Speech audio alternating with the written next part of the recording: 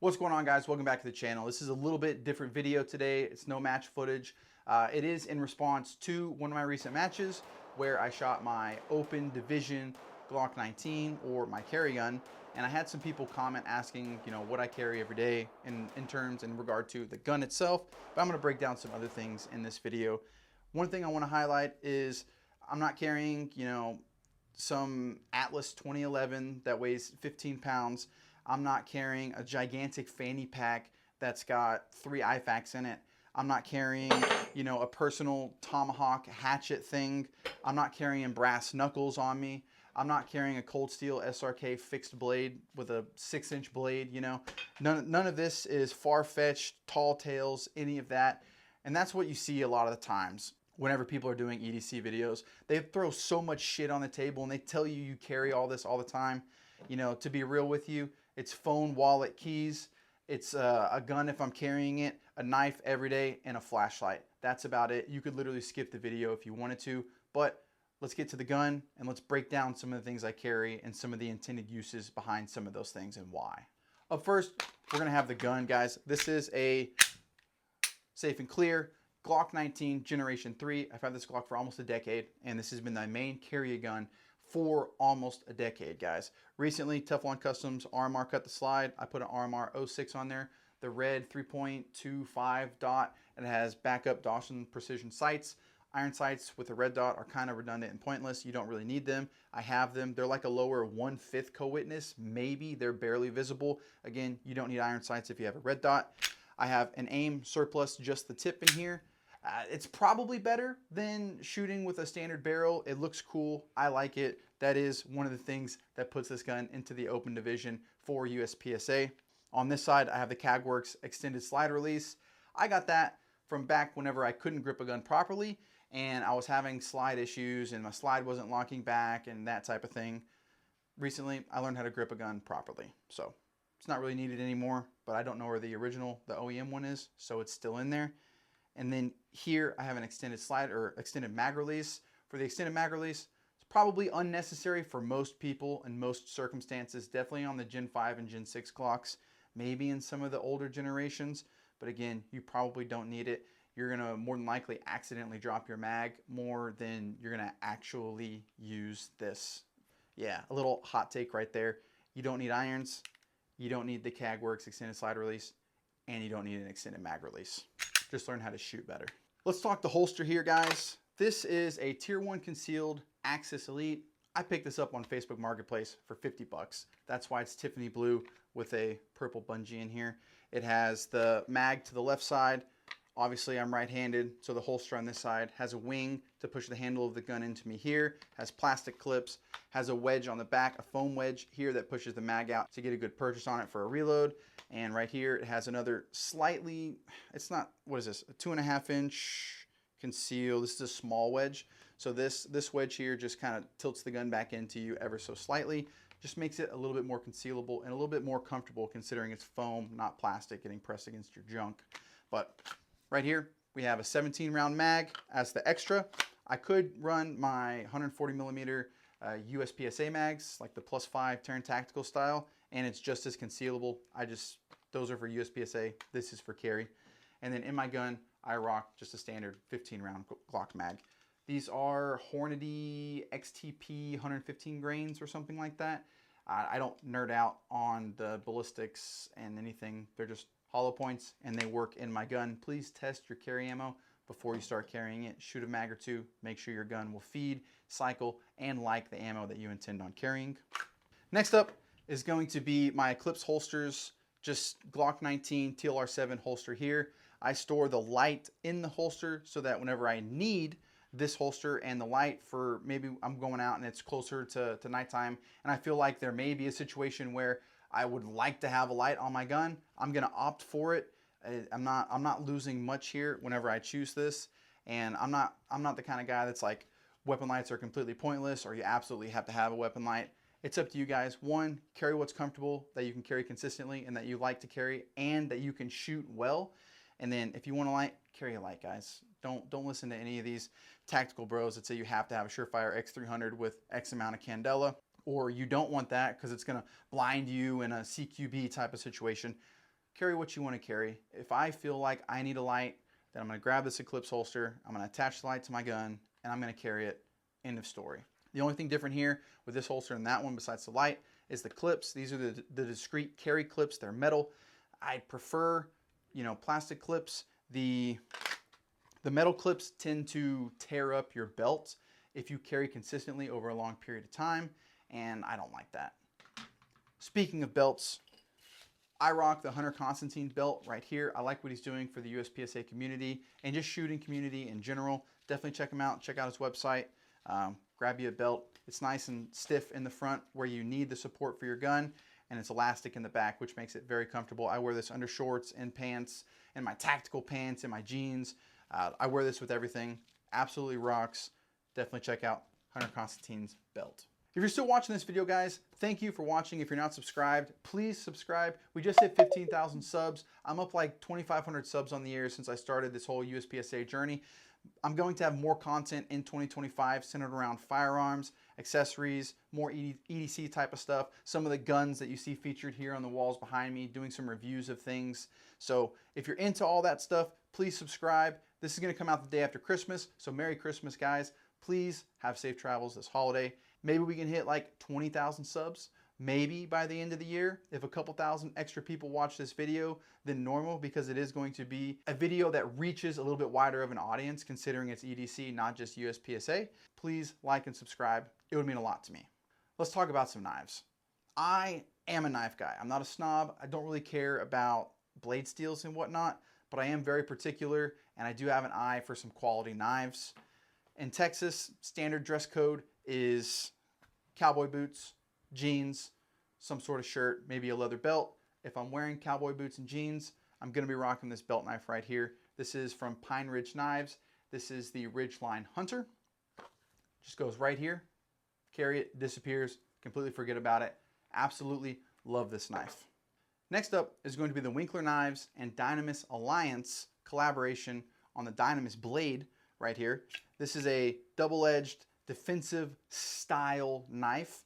I carry this whenever I'm at the gym or running around and I didn't feel the need or I didn't want to carry a gun. I'm not somebody who's gonna lie to you and say that I carry a gun every day. Sometimes I just opt for a knife. When I opt for a knife for a defensive purpose, it's gonna be this Dynamis Blade right here. G10 scales, again, double-edged. Jimping is awesome. The sheath rocks, it's reversible. If you ever think about getting the Dynamis Blade, definitely do it. You'll absolutely love this knife. If I'm going somewhere that potentially has metal detectors or I need to be a little bit more discreet about what I'm carrying, then I have a pokey stabby thing from Black Triangle Group. That's really all I'm gonna say on this. It gets past metal detectors, and use discretion when carrying something like this. For folding knives, 90% of the time, you're gonna catch me with the Spyderco Paramilitary 2. This is my absolute favorite folding knife. I have multiple colors of this. I have lost multiple of these over the years. It is a fiddler's dream. You can flick it, you can spin it, you can toss it around. The only modification is a deep pocket carry clip. The Spyderco Paramilitary 2, guys, if you have one, you know exactly what I mean. If you don't have one, pick one up. What are you doing? You're not a knife guy unless you have a Paramilitary 2 in your collection. This next thing is going to be kind of controversial because it's the only piece of medical gear that I carry on my person. I am always within a decent distance of my truck where I have a boo-boo kit, a full IFAK, all of that stuff in my truck. I don't carry all that on my person. I've never found a decent and comfortable way to carry chest seals, gauze, you know, a boo-boo kit, hypodermic needles, IV bags, all that shit that people say they carry on them on a day-to-day basis, whether it's on an ankle medical kit or they have it in their small of their back or something. I highly doubt those guys that say they carry that every single day. This is actually what I carry every single day. This is a Snake Staff Systems ETQ tourniquet. It's small, it's light, it's compact. You literally can't give me an excuse why you can't carry this thing. It fits in any of your pockets. It fits in the small little coin pocket on any of my jeans. This thing right here absolutely rocks. Snake Staff Systems. And you know, this is the only piece of medical equipment I carry on my person. Check them out. Get you a couple of them. One of the last things I'm going to go over here is flashlights. To kind of explain flashlights for me, they're a de-escalation tactic. They are a signaling tactic whenever I'm walking around at night, I always carry whatever flashlight I have in my pocket in my hand when it's dark out. If I'm going through an intersection, walking through or walking around, I have it in my hands. I'm shining it. I'm letting people know where I am. If there's cars coming, if there's people coming, you're not going to mistake or not know that I am walking a certain direction when it's nighttime because I have one of these lights on me.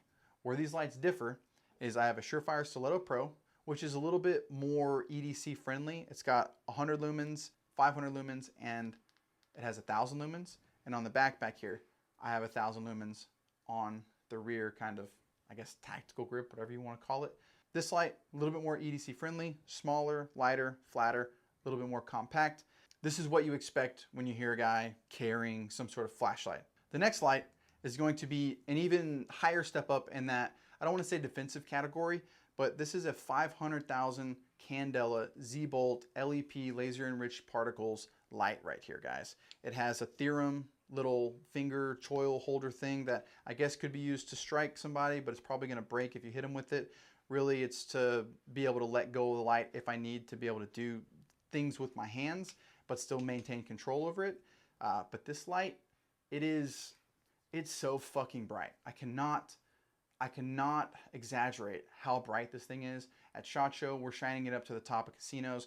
I could probably shoot 700 to 1,000 yards at night with this light. It's so bright, being 500,000 candelas. The same case earlier, if someone walks up on you too quickly, or if you have cars coming and I have this light on me, if I hit you in the eyes with this light, you're not going to see for 5 to 10 seconds. It's that fucking bright. Like I'm not exaggerating how bright this thing is. For de-escalation and or letting someone know, hey, stop whatever it is the fuck you're doing, hitting them in the eyes with this light, it's more than enough. This thing, it rocks. It's a little bit bigger, a little bit more cumbersome, but fits really good in the hand. Walk around at night with it. Z-Bolt LEP. An honorable mention here is going to be my watch. I'm not really a watch guy. I do have an appreciation for watches, but you know, right here I have the Garmin Instinct 3 Tactical Solar. It's an upgrade to my Garmin Instinct that my wife got me this year for Christmas, and I wanted an upgrade. The old one, the heart rate monitor, kind of sucked on it, and I like to be able to see those things, you know, steps, calories, heart rate, all of that. I like having a lot of that on my wrist, and it allows me to not pick up the phone as much as possible. You know, I use my phone on a daily basis for work and for leisure and things. So anytime I can not pick up my phone and just check the time on my wrist, or, you know, heart rate, steps, that type of thing, I'm going to opt for it to be on my wrist. I prefer the Garmin over, like, you know, Apple Watches and things when it comes to smartwatches. If you're a smartwatch guy, which one do you wear and why? Whenever I say I'm not really a watch guy, but I have appreciation for it, you know, I like the Sangin, you know, Kinetic SOG, right? That watch is awesome. There's an all black Omega that I like. You know, the Breitling Avenger from Blood Diamond is sexy. The Breitling Emergency. Like, I have an appreciation for nice watches. Maybe one day I'll have some of those and I can fulfill some of the watch guys, you know, that are going to be down in the comments desires. But if you do wear a watch every day, what do you wear? Is it just a standard analog watch, or is it a smartwatch like the Garmin? Last but not least, phone and wallet, guys. Pretty standard. You're not going to leave your house without your phone. You're not going to leave your house without your wallet. This is just a standard billfold. I don't know what else to say. Leather, billfold wallet, iPhone 13 Pro. That's it. That's what I carry almost every day on a day-to-day basis. If I have a gun, I'm carrying it in one of these two holsters. If I'm wearing jeans, I'm carrying this knife. If I'm not carrying a gun and I want a real defensive blade, I carry this one. If I'm going somewhere that needs a little bit more discretion in terms of, you know, what I'm carrying, I'll carry the G10 and the Z-Bolt, and then regularly on the day-to-day basis, I'll have a Paramilitary 2 in my pocket. I'll have the Snake Staff systems, and then when it comes to the lights and or, I will have the Surefire Stiletto Pro. Hopefully this wasn't too ridiculous of an EDC, guys. Again, I'm not Yukon Cornelius. I'm not walking around with hammer hatchets, fixed blade knives, full-on freaking trauma kits or anything like that. You know, if you want a nut and fancy style pocket check me, almost anytime that you see me, you're gonna catch all this gear in my pockets, you know, on a day-to-day basis. No exaggeration, no bullshit here. If you got any value out of this video, I would appreciate a like and a subscribe, guys. You know, if you want to comment any of your EDC gear down in the bottom, please don't say you carry $100 pry bars, please. But other than that, I'm out of here, guys. See y'all next year.